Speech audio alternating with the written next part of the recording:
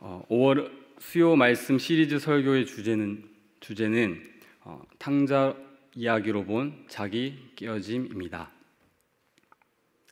누가복음 15장에 나오는 방금 읽었던 탕자 이야기는 성경을 잘 모르는 사람들도 한 번쯤은 들어봤을 이야기입니다. 3주 동안 전할 이 탕자 이야기의 구성은 크게 세 가지로 나눌 수 있는데요. 일부는 둘째 아들이 아버지에게 재산을 달라고 해서 집을 나갔다가 너무 가난해져서 집으로 돌아왔다는 이야기고요. 2부에서는 둘째 아들이 돌아와서 잔치가 열리고 풍악이 열리자 첫째 아들이 이 소식을 듣고 화가 나서 잔치에 들어가지 않자 아버지가 나와서 함께 들어가자고 권하는 이야기입니다. 그리고 마지막 3부는요, 아버지의 마음이 어땠느냐에 대해서 우리가 3주에 걸쳐서 한번 말씀을 통해서 은혜를 나누고자 합니다. 탕자의 이야기로 본 자기 깨어짐. 탕자 이야기는 잘 아시겠는데 이 자기 깨어짐이란 무엇일까요? 먼저 이 자기 깨어짐에서 말하는 자기는요, 신자 안에 있는 옛사람, 즉 죄된 옛 본성을 말합니다. 여기서 깨어져야 할 옛사람은 두 가지 자기 사랑의 모습을 보이고 있습니다. 하나는 죄를 사랑하는 자기 사랑이고요, 다른 하나는 자기 행위를 신뢰하는 자기 사랑입니다. 이것은 다른 말로 자기의라고도 합니다. 그리고 이 깨어짐이라는 용어는 생명이나 기능 혹은 작용을 잃어버리도록 파괴되는 것을 의미합니다.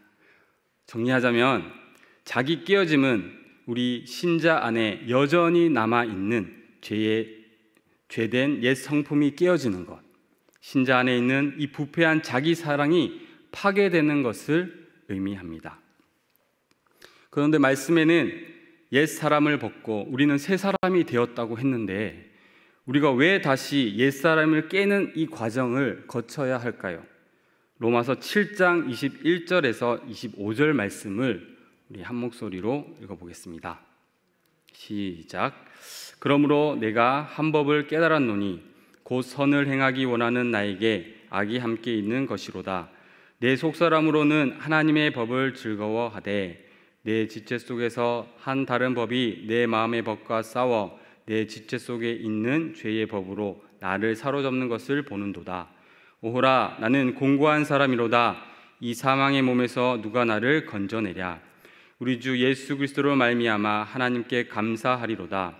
그런즉 내 자신이 마음으로는 하나님의 법을, 율법으로는 죄의 법을 섬기노라. 아멘. 우리는 예수님을 믿고 우리의 존재는 새 사람이 되었습니다. 하지만 육신을 입은 우리 안에는 여전히 죄된 본성, 옛 사람이 남아 있습니다. 하나님께서는 예수님 안에서 우리를 의인으로 칭해 주셨지만 우리 안에 죄의 본성이 모두 사라진 것은 아닙니다. 예수를 믿어도 성령을 의지하지 않고 타락한 본성대로 살아간다면 우리는 죄를 짓고 죄에 넘어지게 될 것입니다. 우리는 성령님을 의지함으로 끊임없이 말씀 앞에서 우리의 모습을 살펴보아야 합니다. 에베소서 4장 22절에서 24절 말씀입니다. 제가 읽겠습니다. 너희는 유혹의 욕심을 따라 썩어져가는 구습을 따르는 옛 사람을 벗어버리고 오직 너희의 심령이 새롭게 되어 하나님을 따라 의와 진리의 거룩함으로 지으심을 받은 새 사람을 입으라. 아멘. 우리는 이 거짓된 옛 사람을 벗어버리고 거룩한 새 사람으로 살기 위해, 그리고 더 깊은 하나님과의 관계를 맺기 위해 이 자기 깨어짐이 필요합니다. 앞으로 3주 동안 누가복음 15장에 나오는 이 탕자 이야기를 살펴보면서 우리 속에 있는 이 부패한 자기 사랑이 깨어지고 하나님을 향한 온전한 사랑이 회복되시길 주님의 이름으로 축복합니다.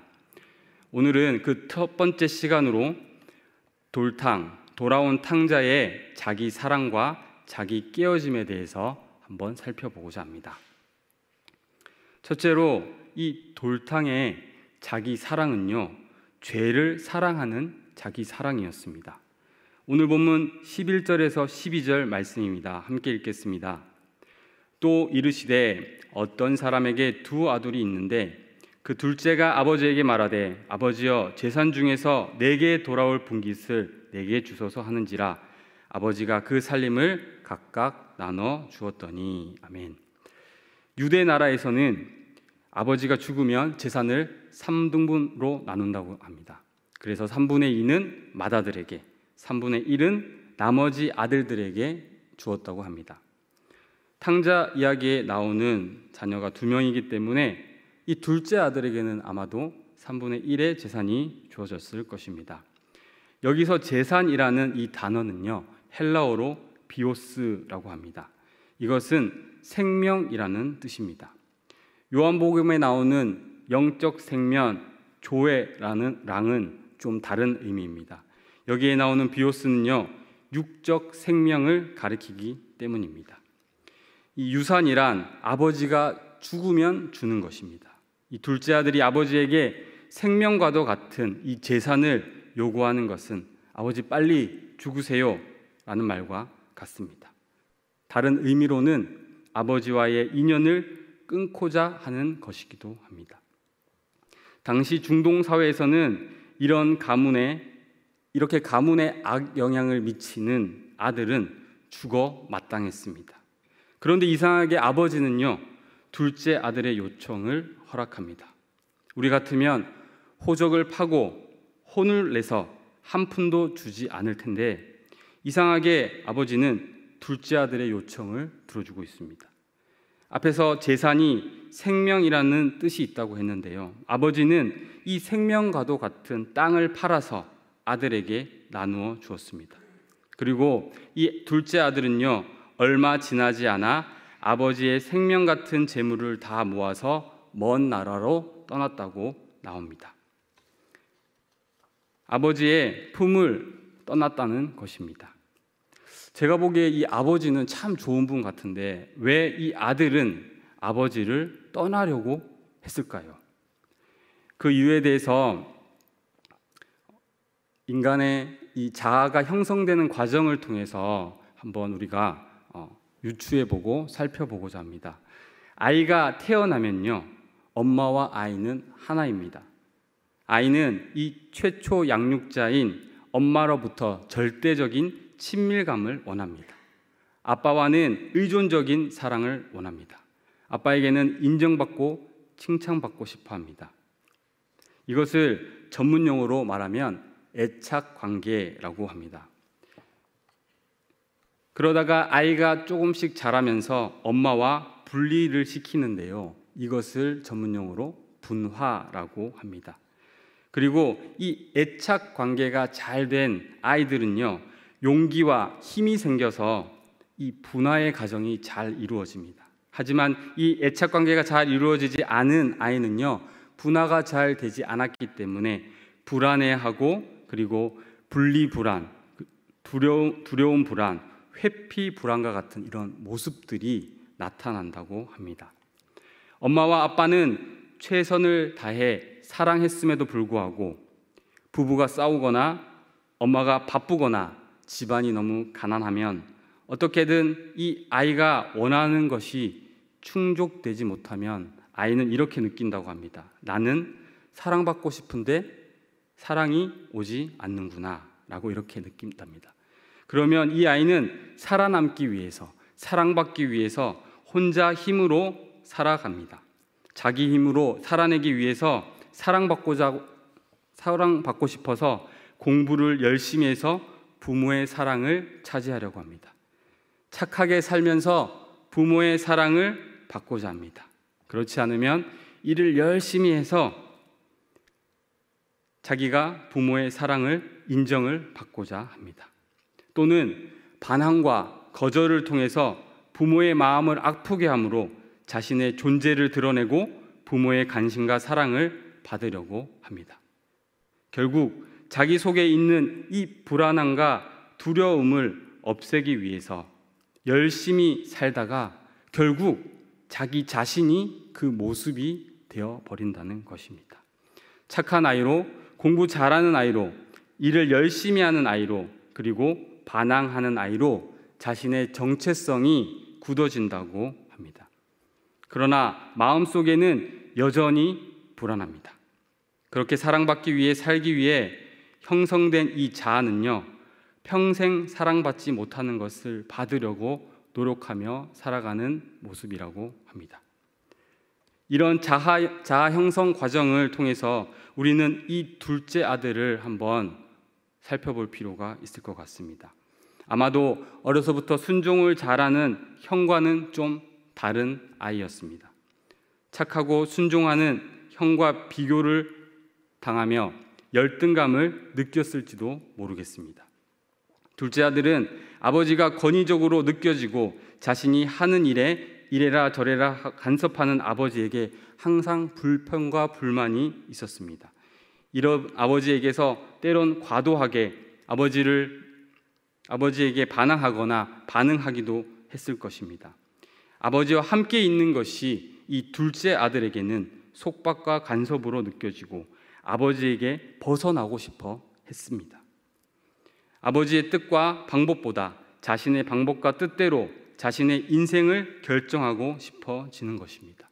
형은 아버지의 그 체계 안에 순종하고 적응하면서 살았지만 나는 그렇게 살지 못하겠다 하며 둘째 아들은 마침내 자기 길을 가기 위해 말도 안 되는 방법으로 자기 재산을 아버지한테 받아서 집을 나가게 됩니다. 우리 어린 자녀들은 사춘기를 겪기 전에는 말을 잘 듣습니다. 하지만 이 청소년기의 친구들은요, 자아가 생기면 하고 싶은 것이 생깁니다. 부모님의 간섭을 받지 않으려고 합니다. 내가 주인 되고 싶어하는 마음, 부모님과 함께하는 것이 속박으로 느껴지고 부모님을 떠나는 게 진정한 자유라고도 생각합니다. 결국 이 둘째 아들은 자아 실현을 위해 아버지를 떠나게 됩니다. 여러분, 죄는 다름 아닌 아버지를 떠나는 것입니다. 우리는 자아 실현을 해야 된다고 배웠습니다. 하지만 하나님을 떠난 이 자아 실현은요, 죄라는 것을 여러분들 꼭 기억하시기 바랍니다. 이 둘째 아들은 아버지를 떠나 죄를 사랑하는 자기 사랑의 모습을 보이고 있습니다. 이런 사람은 존재적으로는 하나님이 아니라 자기 자신을 가장 중요하게 여깁니다. 자기 중심적인 것이죠. 그리고 행위적으로는요, 하나님이 원치 않는 것, 하나님과 무관한 것, 하나님이 싫어하는 것, 죄를 행하는 것을 사랑하고 원합니다. 즉, 자기가 원하는 것을 행하는 모습입니다. 하나님을 떠난 모습입니다. 그렇다면 우리가 아버지를 떠나고 자기가 주인 되고자 하는 이 죄를 버리지 못하는 이유는 무엇일까요? 그 이유는 세 가지 정도 있는데요. 첫째로 죄가 주는 기쁨이 있습니다. 그리고 두 번째로 죄에 대한 집착입니다. 그리고 세 번째는 죄에 대한 두려움 때문입니다. 죄는 우리에게 고통도 주지만 우리에게 즐거움도 줍니다.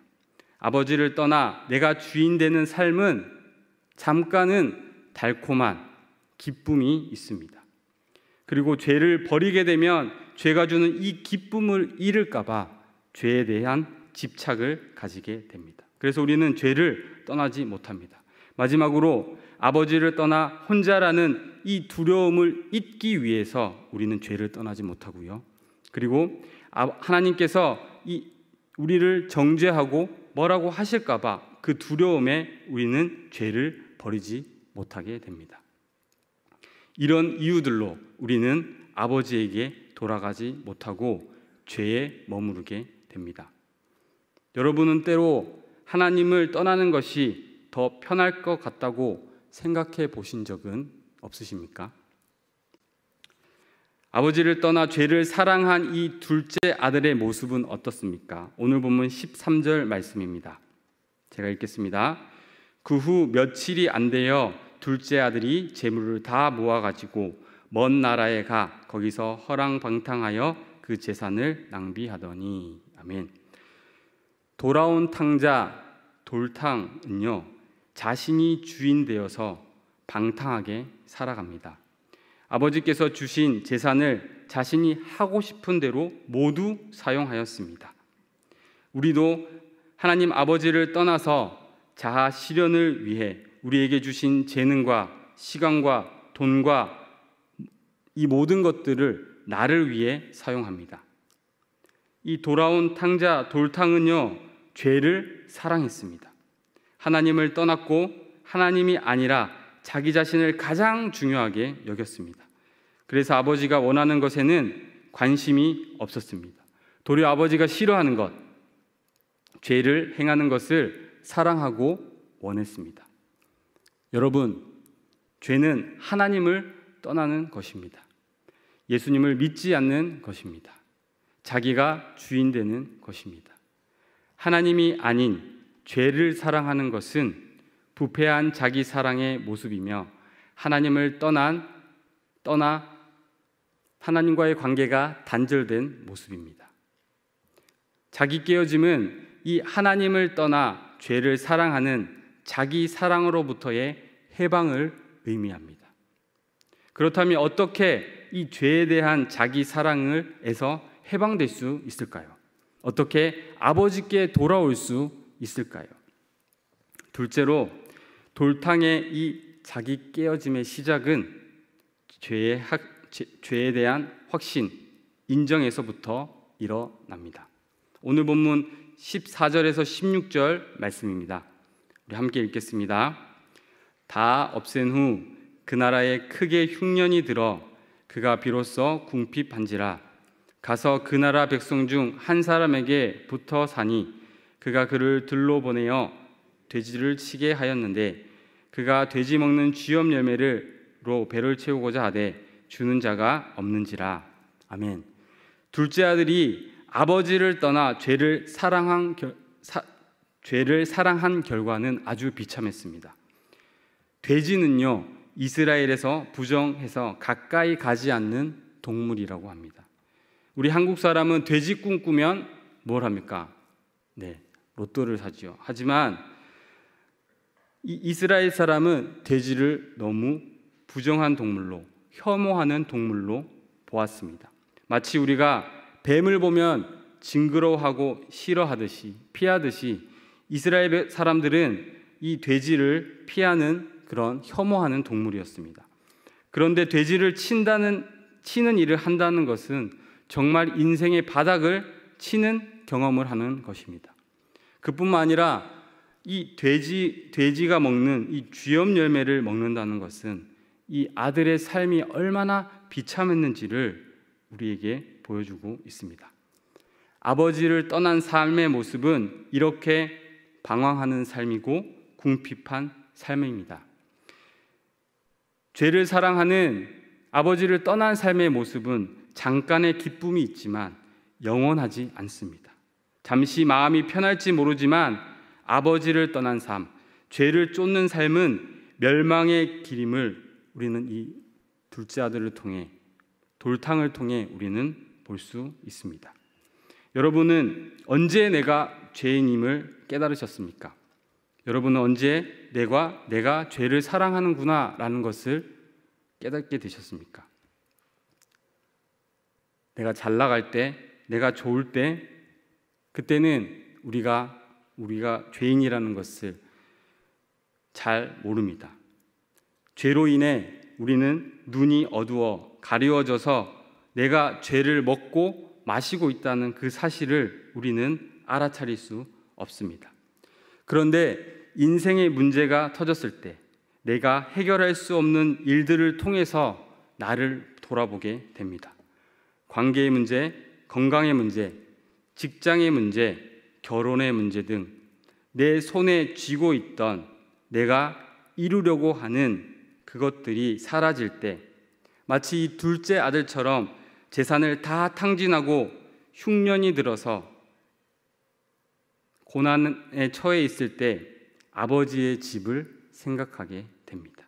그리고 내가 무언가가 잘못되었구나 라고 죄에 대한 확신을 가지게 됩니다. 오늘 본문 17절에서 19절 말씀 다시 한번 읽어보겠습니다. 함께 읽겠습니다. 이에 스스로 돌이켜 이르되 내 아버지에게는 양식이 풍족한 품꾼이 얼마나 많은가. 나는 여기서 줄여 죽는.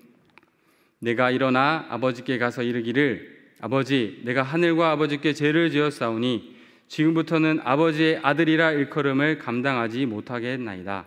나를 품꾼의 하나로 보소서 하리라 하고. 아멘. 돌탕은, 이 둘째 아들은 그전에는 왜 몰랐을까요? 그전에는 왜 자기가 잘못된 것을 몰랐을까요? 바로 죄의 눈이 어두워져서 보지 못했기 때문입니다. 죄가 주는 기쁨이 있었기 때문입니다. 죄에 대한 두려움이 있었기 때문입니다. 그래서 아버지를 보지 못했습니다. 아버지가 주시는 은혜, 아버지가 주시는 사랑, 아버지가 주시는 긍휼을 보지 못하고 당연하다고 생각했습니다. 한마디로 둘째 아들은 철이 없었던 것입니다. 그런데 이 고난을 통해서 깨닫게 되었습니다. 아버지를 떠나 사는 삶이 행복할 줄 알았는데 그게 아니구나. 내 계획과 뜻대로 살면 행복할 줄 알았는데 그게 아니구나 라는 것을 깨닫게 됩니다. 여러분, 이 고난이 이 돌탕에게는 축복인 줄 믿으시길 바랍니다. 이런 과정 없이 아버지와 함께하는 것이 복임을 알았다면 얼마나 좋았을까요? 하지만 우리의 이 옛사람은 여전히 죄를 사랑하는 경향이 있기 때문에 어려움을 통하지 않고서는 죄를 사랑하는 마음을 깨닫기가 어렵습니다. 이 죄를 사랑하는 마음에서 벗어나기가 힘듭니다. 우리 온천교회 성도님들은 이런 과정 없이도 하나님과 함께하는 것이 복인 줄 믿으시길 주님의 이름으로 축복합니다. 그런데 여러분, 고난이 찾아온다고 해서 모두가 죄를 깨달을 수 있을까요? 아닙니다. 인간에게 주신 이 양심으로 죄를 인식할 수는 있을지 모르겠지만 우리 마음속 깊은 곳에 있는 이 죄까지는 인간 스스로 깨달을 수 없습니다. 어두움 안에 있는 사람이 어떻게 빛을 비출 수 있겠습니까? 누군가 밖에서 빛을 비춰줘야 합니다. 성령님께서 우리의 마음을 조명하심으로 우리 속에 있는 이 자기 중심성, 하나님을 떠나고 내가 주인 되고 싶어하는 죄를 사랑하는 마음을 깨달을 수 있습니다. 고난을 통해서 성령님께서 우리의 마음을 조명해 주실 줄 믿습니다. 우리는 성령님의 이 조명하심을 통해 죄를 깨닫고 인정하게 됩니다. 죄에 대한 확신을 갖게 됩니다. 아버지의 집에는 품꾼도 잘 먹고 잘 사는데 아버지를 떠나 사는 삶은 고통이고 아픔이구나. 내가 주인 되어 통치하는 나라는 망하는 나라구나. 하늘 아버지께서 통치하시는 나라가 참된 행복을 주는 나라구나. 내가 하늘과 아버지께 죄를 지었구나. 성령님은 우리의 죄를 명백하게 하시며 부인할 수 없게 하십니다. 우리는 우리의 모든 죄를 인정하고 확신해야 합니다. 죄를 인정함에 있어서 여러분 정직해야 합니다. 회피하거나 외면하지 말아야 합니다. 자신의 느낌이나 감정보다 하나님의 말씀 앞에서 우리의 죄를 인정해야 합니다. 내 기준이 아니라, 내 중심이 아니라 하나님의 기준에서, 하나님의 중심에서 내 죄를 인정해야 합니다. 성령님의 조명하심 가운데에 회피하지 않고 말씀 앞에서 정직하게 반응함으로 죄를 사랑하는 자기 사랑에서 벗어나 거룩한 삶을 살아가는 우리 온천교회 성도님들 되시길 주님의 이름으로 축복합니다. 아멘. 셋째로, 돌탕의 이 자기 깨어짐에 대한 반응은요, 자기 부인, 자기 비판입니다. 오늘 본문 20절 말씀 제가 읽겠습니다. 이에 일어나서 아버지께로 돌아가니라. 아직도 거리가 먼데 아버지가 그를 보고 측은히 여겨 달려가 목을 안고 입을 맞추니. 아멘. 돌아온 탕자는 자신의 죄를 아는 것에 그치지 않고 돌이킴으로 나아갑니다. 20절에 보면 이에 일어나서라고 나와 있습니다. 여러분, 돌탕은 자신의 신세를 한탄하고 후회하며 그대로 돼지를 치며 살지 않았습니다. 그렇게 살았다면 이 이야기는 그저 후회로 끝나버렸을 것입니다.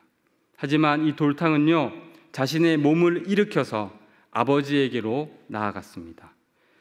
돌탕처럼 성령님의 조명과 죄에 대한 확신이 제대로 이루어졌다면 삶으로 이어지는 것이 당연합니다.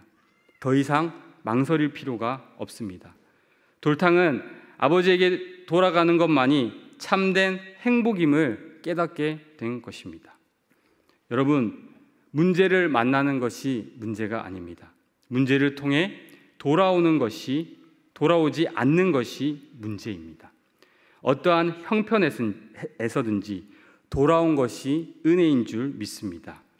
그런 의미에서 관계, 물질, 자녀의 문제로부터 바닥을 쳐서 돌아오는 것이 은혜이고 복인 줄 믿습니다. 이렇게 돌탕은 자신이 아버지 앞에 죄를 지었음을 깨닫고 돌아옵니다. 그런데 여기서 살펴볼 내용은 돌탕은 자신을 아들이 아니라 품꾼으로 돌아오길 원했다는 것입니다. 오늘 본문 19절과 21절 말씀입니다. 제가 읽겠습니다. 지금부터는 아버지의 아들이라 일컬음을 감당하지 못하겠나이다. 나를 품꾼의 하나로 보소서 하리라 하고. 21절입니다. 아들이 이르되 아버지, 내가 하늘과 아버지께 죄를 지었사오니 지금부터는 아버지의 아들이라 일컬음을 감당하지 못하겠나이다 하나. 아멘. 지금부터는 아버지의 아들이라 일컬음을 감당하지 못하겠습니다.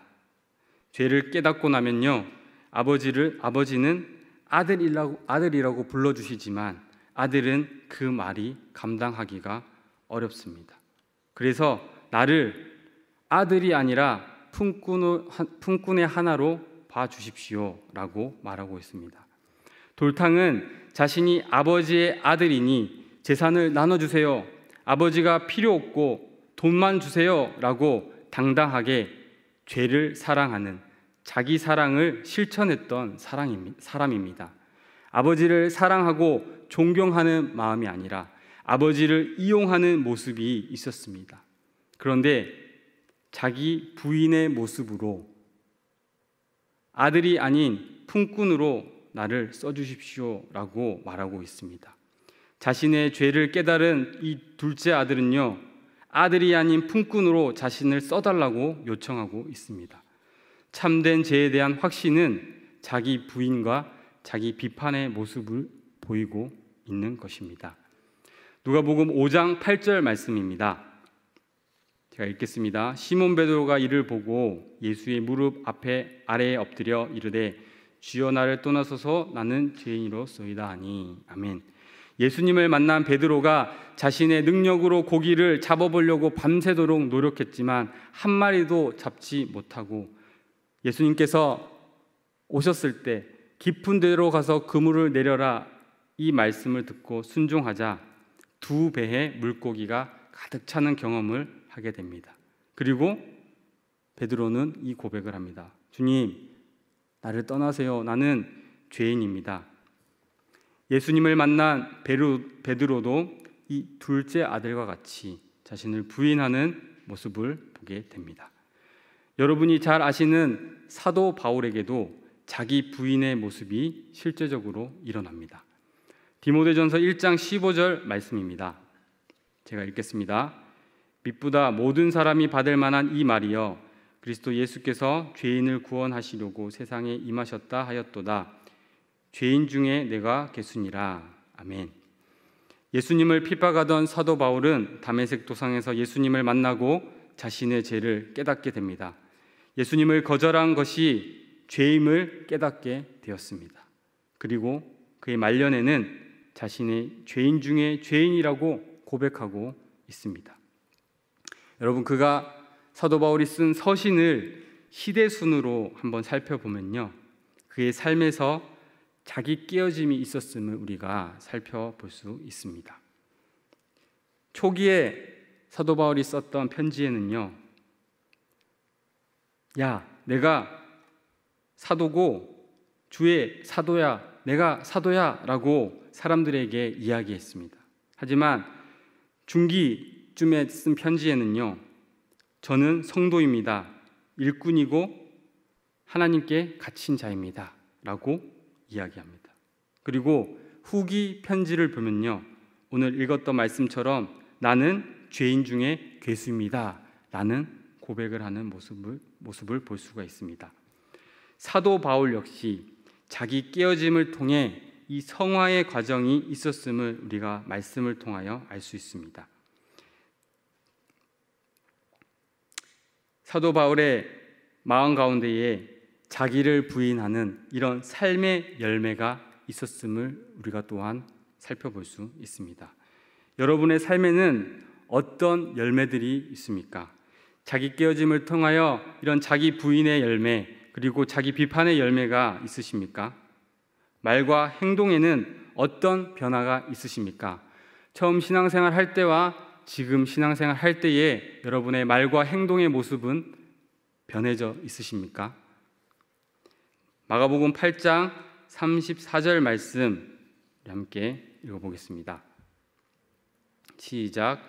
무리와 제자들을 불러 이르시되 누구든지 나를 따라오려거든 자기를 부인하고 자기 십자가를 지고 나를 따를 것이니라. 아멘. 돌탕의 이 자기 사랑은 아버지를 떠나 자기가 주인 되고자 하는 아버지를 부인하는 삶이었습니다. 아버지를 떠나 사는 삶에도 잠깐의 기쁨이 있었습니다. 해방감도 들었습니다. 잠시 좋았습니다. 하지만 그 인생에는 참된 기쁨과 평안이 없었습니다. 두렵고 불안함만 있었습니다. 성령께서 그의 삶을 고난을 통하여 조명해 주시지 않았다면 돌탕은 죄를 깨달을 수 없었을 것입니다.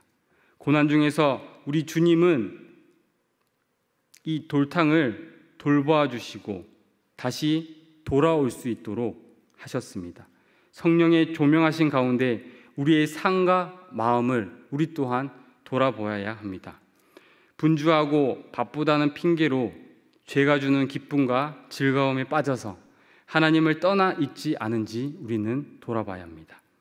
하나님을 부인하는 삶에서 이제는 자기를 부인하는 삶으로 나아가야 될 줄 압니다. 돌탕이 아버지께 나아간 결과가 어땠습니까? 우리 마지막으로 오늘 본문 22절에서 24절 말씀을 함께 읽어보도록 하겠습니다. 함께 읽겠습니다. 이에 일어나서 아버지께로 돌아가니라. 아직도 거리가 먼데 아버지가 그를 보고 측은히 여겨 달려가 목을 안고 입을 맞추니 아버지는 종들에게 이르되 제일 좋은 옷을 내어다가 입히고 손에 가락지를 끼우고 발에 신을 신기라. 그리고 살찐 송아지를 끌어다가 잡으라. 우리가 먹고 즐기자. 이 내 아들은 죽었다가 다시 살아났으며 내가 잃었다가 다시 얻었노라 하니 그들이 즐거워하더라. 아멘. 측은히 여겨 달려가 목을 안고 있습니다. 이 달려간다는 이 단어는요, 올림픽 경기에서 최선을 다해 뛰어가는 것과 같습니다. 그런데 이 모습은 이 중동의 문화와는 좀 맞지가 않습니다. 한국에서도 양반들은 뛰지 않는 것처럼 이 중동에서는 아버지가 뛰지 않는다고 합니다. 아버지가 뛰어가 장단지를 보이는 것은 이 문화권에서는 있을 수 없는 일이라고 합니다. 하지만 아버지는 벗은 발로 뛰어가 자신의 체면과 자신의 특권과 권위를 다 버리고 이 둘째 아들, 이 돌아온 탕자에게 다가가고 있습니다. 또 너무 기뻐서 손에 가락지와 신발을 신겨주고 있습니다. 좋은 옷도 입혀주고 있습니다. 뿐만 아니라 23절에 보면 송아지를 잡습니다. 소는 지금도 비싸지 않습니까? 그 당시에는 이 소의 가치가 더 많았습니다. 그리고 기뻐서 잔치를 베푸는 모습을 보여줍니다. 여러분, 우리는 이 말씀을 통해서 우리 하나님이 참 좋은 하나님이심을 우리가 알 수 있습니다. 무엇보다도 우리가 이 자기 깨어짐 가운데에 우리의 죄를 회개하고 돌이킬 때에 우리를 두 팔 벌려 맞아주시고, 하나님 아버지는 우리를 긍휼히 여겨주시고 우리를 맞아주신다는 이 사실을 믿으시기를 바랍니다. 그분이 저와 여러분의 아버지가 되십니다. 그 아버지의 품을 떠나지 않는 복된 온천교회 성도님들이 되시기를 주님의 이름으로 축복합니다. 이 시간 말씀을 정리하고자 합니다. 오늘 이 돌탕의 자기 깨어짐의 과정을 우리가 한번 살펴보았습니다. 먼저 죄를 사랑하는 이 자기 사랑을 가진 돌탕은 아버지를 떠났습니다. 그리고 자기 마음대로 허랑방탕한 삶을 살았습니다. 아버지를 떠나 자기가 주인 된 삶을 살았습니다. 여러분, 죄는요, 하나님을 떠나는 것입니다. 그러나 고난을 통해 성령님께서 자신의 죄를 깨닫게 하십니다. 고난은 돌탕에게 있어서 축복입니다. 성령의 조명하심으로 죄에 대한 확신을 가진 사람은 회개하고 돌이키는 반응을 보입니다. 그래서 이 돌탕은 아버지에게로 돌아오게 됩니다. 더 나아가 자기를 부인하고 아들이 아닌 품꾼으로 써달라고 요청하고 있습니다. 아버지를 부인하고 떠났던 이 돌탕은 이제 자신을 부인하고 아버지께 나아갑니다. 아버지의 반응은 더 놀랍습니다. 이 순간을 기다렸다는 듯이 돌탕을 기쁘게 맞아주십니다. 여러분, 자기 깨어짐의 삶 가운데서 참된 기쁨과 소망이 있는 줄 믿으시길 바랍니다. 이 시간 우리 말씀을 놓고 함께 기도했으면 좋겠습니다.